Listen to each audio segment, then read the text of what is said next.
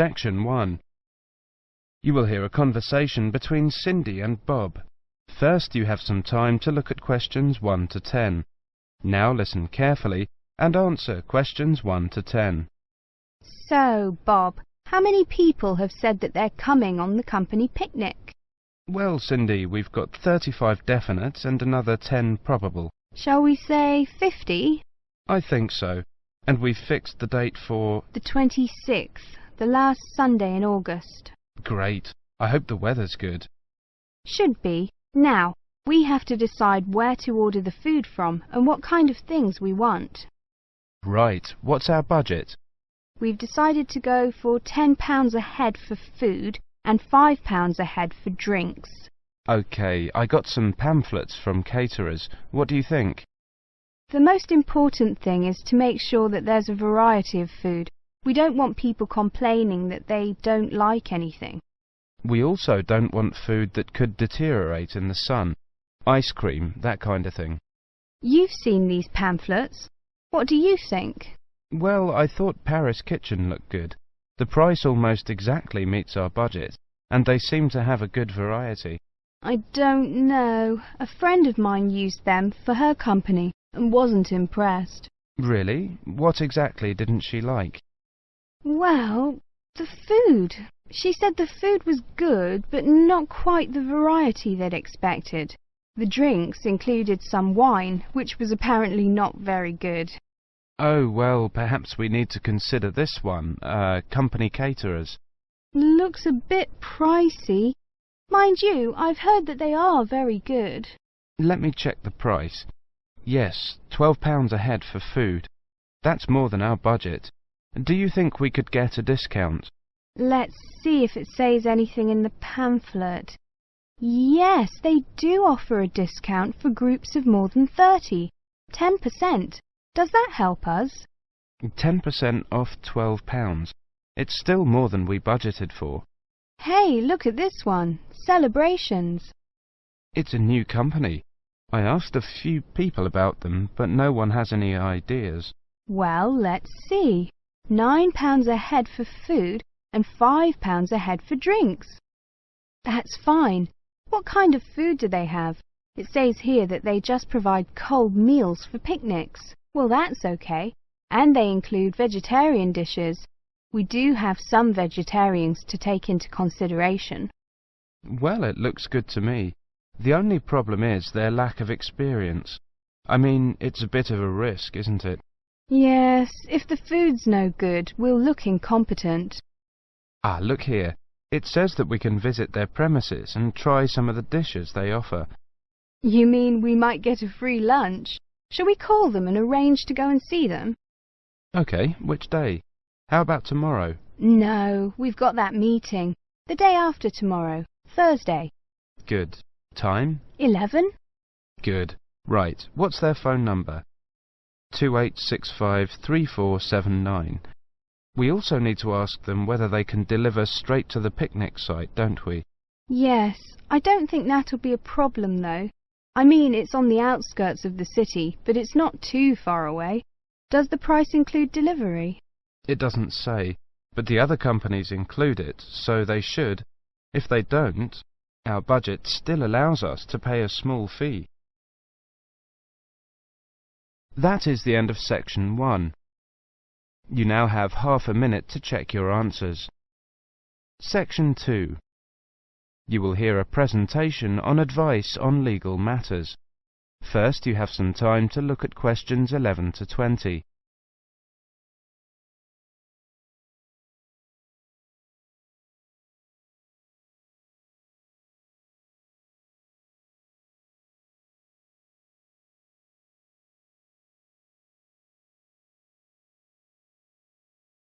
Now listen carefully and answer questions 11 to 20. Good afternoon, everybody. My name is Sally Miller, and I'm here to offer you some advice on legal matters whilst you are studying at this university. Happily, most international students complete their courses without running into any serious legal problems. But if you do find yourself involved in a legal dispute of any kind, ask for help. There are two options. First, contact the students' union or welfare officer.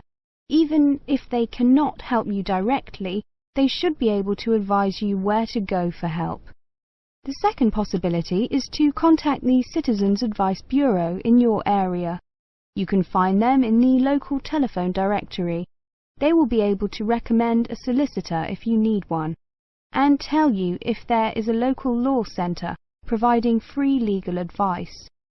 They will also be able to tell you whether you can claim legal aid to help pay for any court and legal fees. Let me give you some basic information about the police. The police have the power to stop and search anyone who appears to be behaving in a suspicious manner.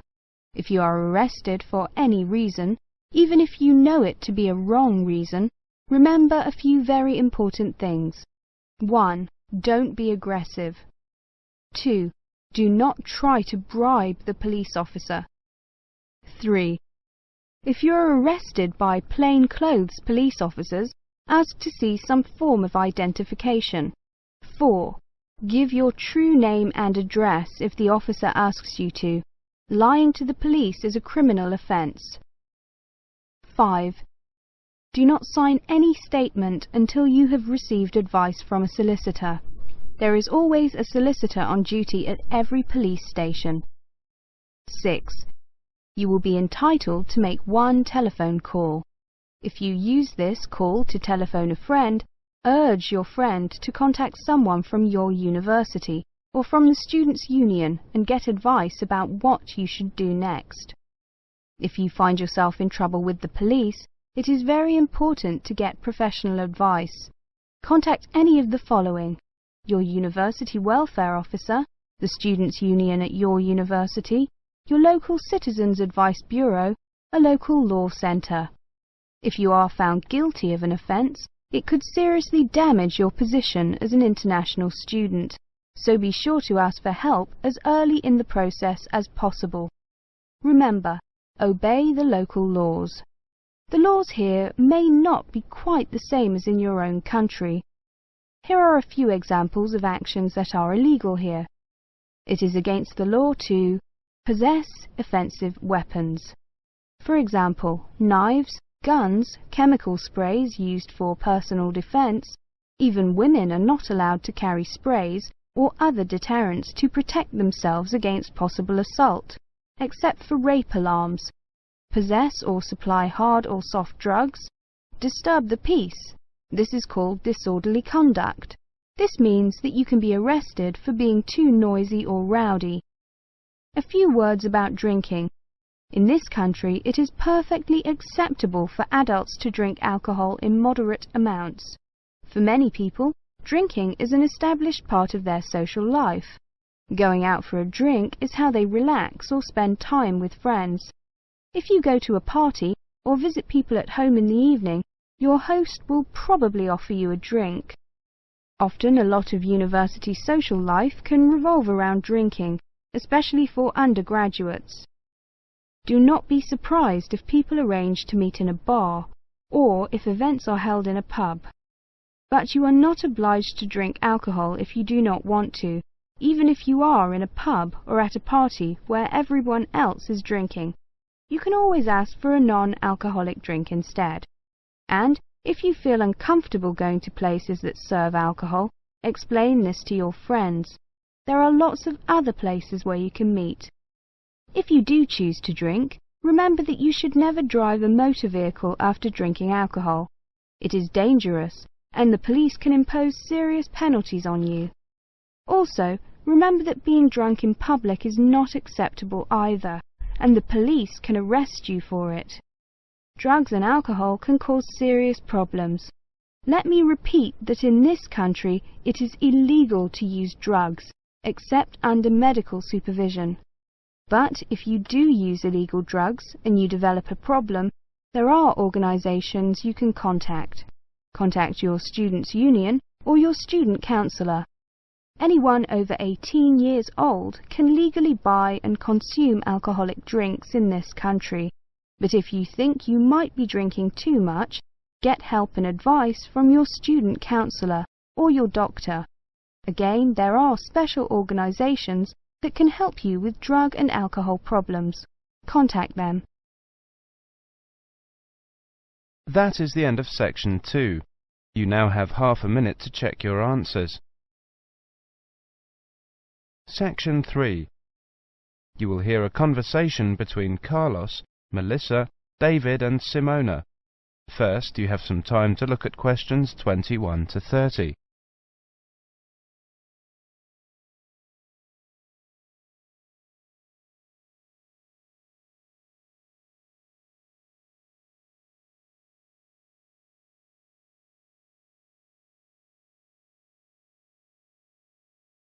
Now listen carefully and answer questions 21 to 30. Okay, everyone. Let's look at what presentation tips we come up with for our next seminar, Melissa. Okay, here's my first tip. Show up early. Some experienced presenters say that something good is bound to happen. I'm not sure about that, but... Well, you may have a chance to head off some technical problem. Also, at the beginning, before you actually begin your presentation, people filter in slowly. It's a great time to introduce yourself. Can't argue with that. Simona has some ideas about opening. Have a strong opening. I picked up a few ideas for structuring your opening. First, never apologise. If you're worried the presentation won't go well, keep it to yourself and give it your best shot. Besides, people are usually too preoccupied with their own problems to notice yours. I like that. Open by addressing the following 3 questions. What's the problem? Who cares? What's your solution? Excellent suggestion. David, you've gone quiet.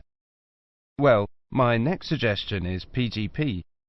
That means that with every subtopic, you should move from the particular to the general and back to the particular. Even though the purpose of a subtopic is to convey the general information, bracing it with particulars is a good way to draw attention and promote retention. I've got another one. This might not be a tip so much as a law. Give everyone at least one piece of paper. A piece of paper is a record from your presentation. People can use that to help recall the details of the presentation, or better yet, to tell others about it. The next tip I have is know your audience. This is, of course, a general piece of advice for public speaking. See if you can find out what styles of information a presentation they are most familiar and comfortable with. Adapting your presentation to those styles will leave fewer barriers to the direct communication of your material. I like that idea. We mentioned possible technical problems before. My next point is that maybe speakers should rethink the overhead projector. Is one really necessary? I think that often is, but I agree with your basic point, Simona. Don't use one just because it's there. Maybe a good tip is to consider carefully what you are putting on your slides. Yes, David, that's a very good point to make. Slide content is, well, you don't want too much, too little. Carlos? Good point, both of you. Another point I have is to respect the audience. Don't condescend by dumbing down your lecture. Show them respect by saying what you believe and what you know to be the whole story. I also have a point about humour. I think that humour is generally good, but be careful with it. Humour in a presentation works best when it actually drives the presentation forward. If you find you're using canned jokes that don't depend on the context of the presentation, eliminate them. David? Maybe, Melissa, but always be very careful about jokes that put down a class of people. If you're going to alienate your audience, do it on the merits of your content. Also, avoid masculine or even feminine pronouns as universals. It can be a nuisance to half the audience. As universals, use the plural they. The Oxford English Dictionary has allowed they as a gender-neutral singular pronoun for years. Thanks, Simona. Thinking towards the end. Take care with the questions. Many people judge the quality of your talk not by the 20 minutes of presentation, but on the 30 seconds you spend answering the question. Be sure to allow long pauses for questions. 10 seconds may seem like a long pause when you're at the front of the room, but it flows naturally from the audience's point of view. Let people know you believe your material. Speak with conviction. Believing your subject matter is one of the best ways to speak more effectively. Finish early, and something good is almost bound to happen. If nothing else happens, people will be able to leave early, and suddenly they'll have an extra couple of minutes to do things they didn't think they'd get to. People will really like you if you do that. I think we have missed the key point. Practice. Practice over and over and over. If you can, record your presentation. Play it back and watch yourself. You'll discover 1,000 horrible things you never knew about yourself. Now watch it again without the sound. Why are your hands flying around like that? Now listen to it with the picture. Get rid of those ums. Now watch it at twice the normal speed. This emphasizes low-frequency cycles in your gestures. David, those were excellent points. I have one more, something quite simple, but often overlooked. I read that the two most dehydrating things you can do in a modern civilization are live presentations and air travel. I don't know if it's really true, but the message is that the way to stay sharp is to drink lots of water. Take care of your body, especially your voice. If possible, avoid alcohol too. So, we've got to organise these points now. That is the end of section 3. You now have half a minute to check your answers. Section 4. You will hear a monologue on the subject of the Celts. First, you have some time to look at questions 31 to 40.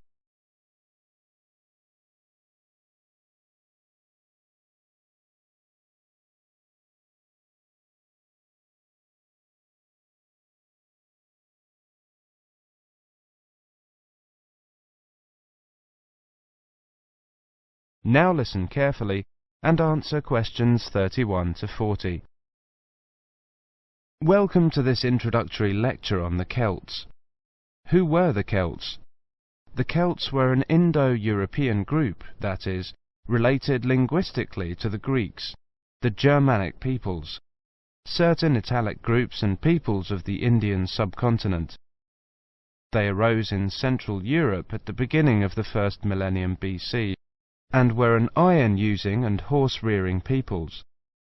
By the end of the first millennium BC, their cultural group had spread up and down the Danube and Rhine, taking in Gaul, Ireland and Britain, across Central Europe into northern Italy and northern Spain.